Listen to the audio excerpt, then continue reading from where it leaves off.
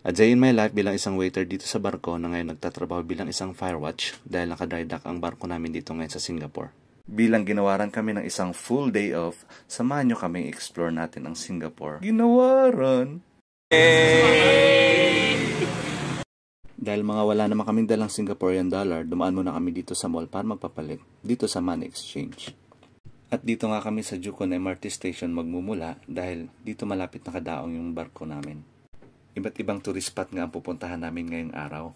Ang una sa listahan namin ngayon ay ang Fort Canning 3 Tunnel, kung saan mula sa station na pinagmula namin which is Green Line, lilipat kami sa Purple, tapos lilipat sa Blue Line para makarating sa Fort Canning Station. At pagkalabas nga namin dito sa station, bumungad kaagad sa amin ang napakalinis at napakagandang lugar. Hindi mo nga isipin na nasa city ka lang. Dahil sa kabila ng pagiging highly urbanized ng Singapore, hindi pa rin nawawala ang mga puno at mga bulaklak sa paligid. Bago kami pumunta sa 3 Tunnel, dumaan muna kami dito sa park kung saan kailangan mong akyatin at lakarin, pero hindi ka magsisisi sa view na naghihintay dito sa iyo sa taas.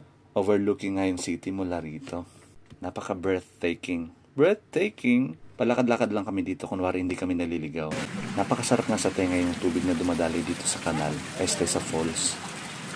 Dahil hindi namin kabisado yung daan mo kung naliligaw na nga yata kami. Parang nakikita ko na yung pintuan papuntang Beringan. Sa ganda ng lugar, iniwasan namin magturo-turo baka kami manuno. Mahirap na, wala kaming translator. Hindi na nga kami nag-explore pa dahil sobrang laki ng park, kukulangin kami sa oras. Kaya nagtanong-tanong na kami sa mga taong naroon kung paano pumunta sa 3 Tunnel. Ang nakakatawa pa ron, inisip ko yung 3 Tunnel ay matatagpuan sa bundok. Yung pala, dito lang sa katabi ng kalsada. Lechugas naman. As in parang pumunta ka lang sa ilalim ng Quiapo para tumawid sa kabilang kalsada. Sobrang haba nga ng pila dito eh. Habang nakapila yung mga kasama ko, naghanap ako ng magandang spot para magpicture. So dito nga ay natagpuan ko. Ganda, di ba?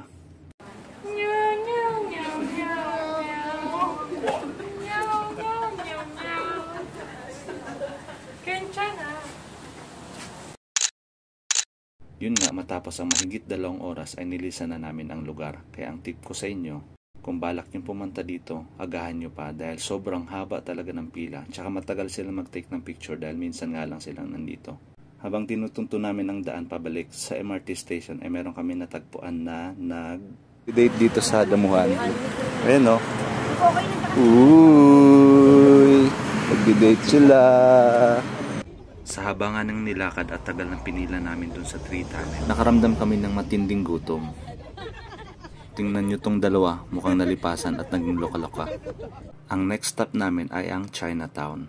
Sa dami nga nang napuntahan namin ng araw na to, hindi kakayanin sa isang video lang. So abangan nyo na lang yung next post ko. Maraming salamat sa panonood. Okay, bye!